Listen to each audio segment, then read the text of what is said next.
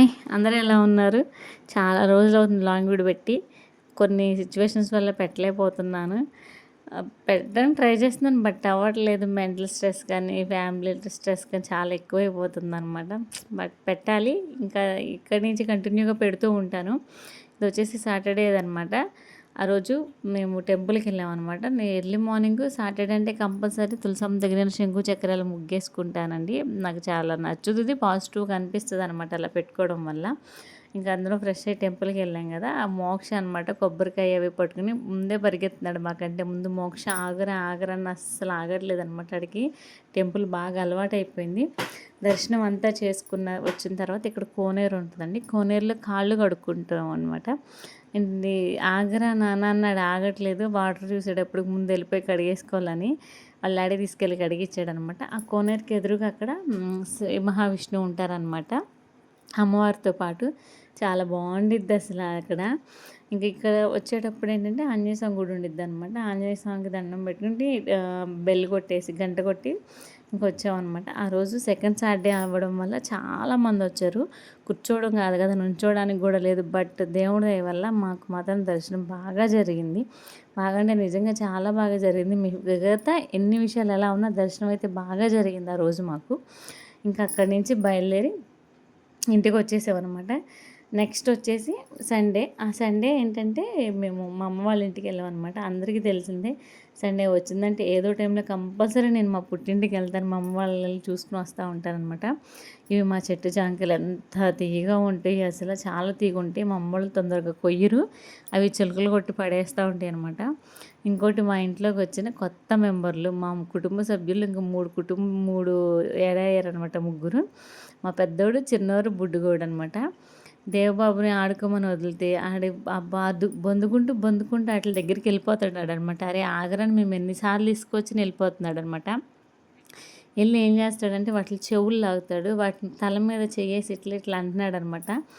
అయ్యేమన్నా చేస్తాయేమోనని మా అమ్మ పాపం వాడి దగ్గరే వాడి చుట్టూనే తిరుగుతుందనమాట. ఇంకెందుకంటే వాడు ఎన్నిసార్లు తీసుకొచ్చి ఆగట్లేదు. సర్లేని ఈసారి వదిలేసాం. ఇంకా ఆ గడ్డి తింటుంటే అట్లా మొహాలంకి అలా చూస్తూ ఉంటున్నాడు. నాకు భలే అనిపించింది దేవబాబుని చూస్తుంటే.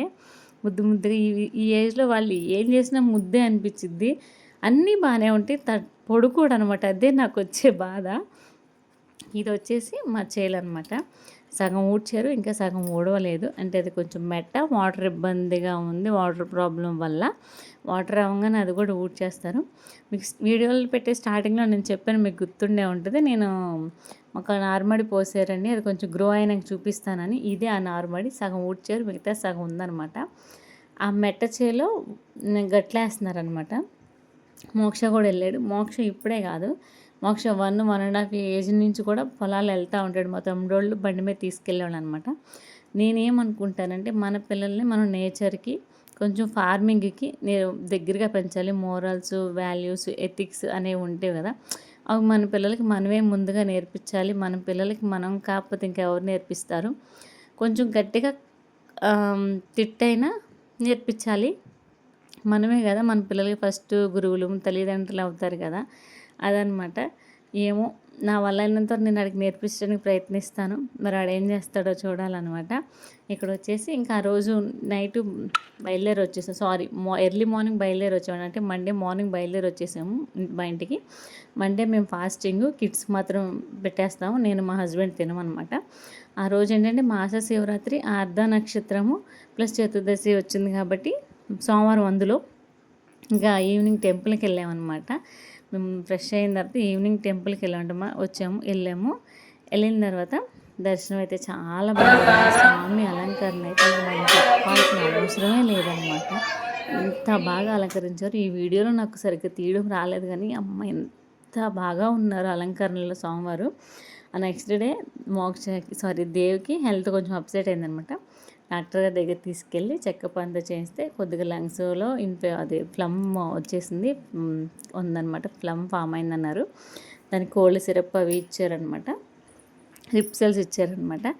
ఇక్కడ మెడికల్ షాప్ దగ్గర మా హస్బెండ్ మెడిసిన్ తీసుకుంటున్నారు ఫార్మసీ దగ్గర.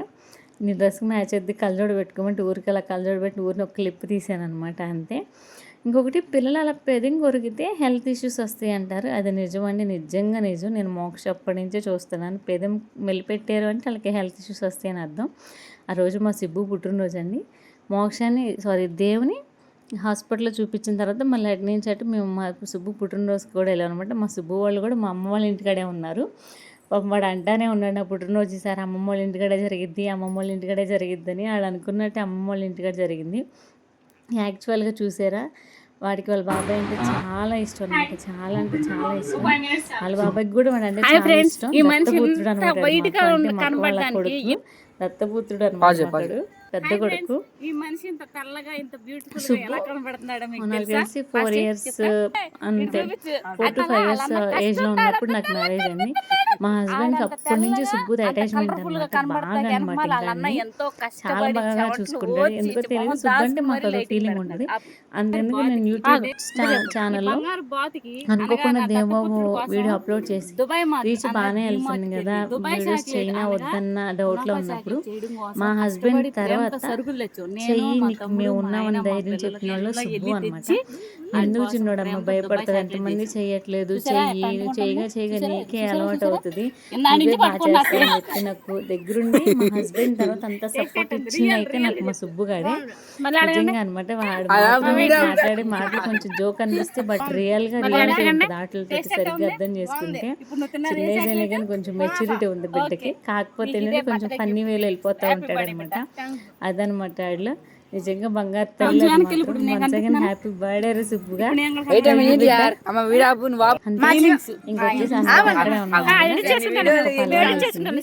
Sorry, white rice chicken curry అనమాట. ఆ చికెన్ కర్రీ మామూలు తగ్గాలి అనమాట. మా అమ్మ మామూలు కామెడీ చేయలేదు అనమాట. ఆ రోజు 6ంటికి మొదలెట్టిన చికెన్ కర్రీ 12ంటికి తిన్నాం మేము.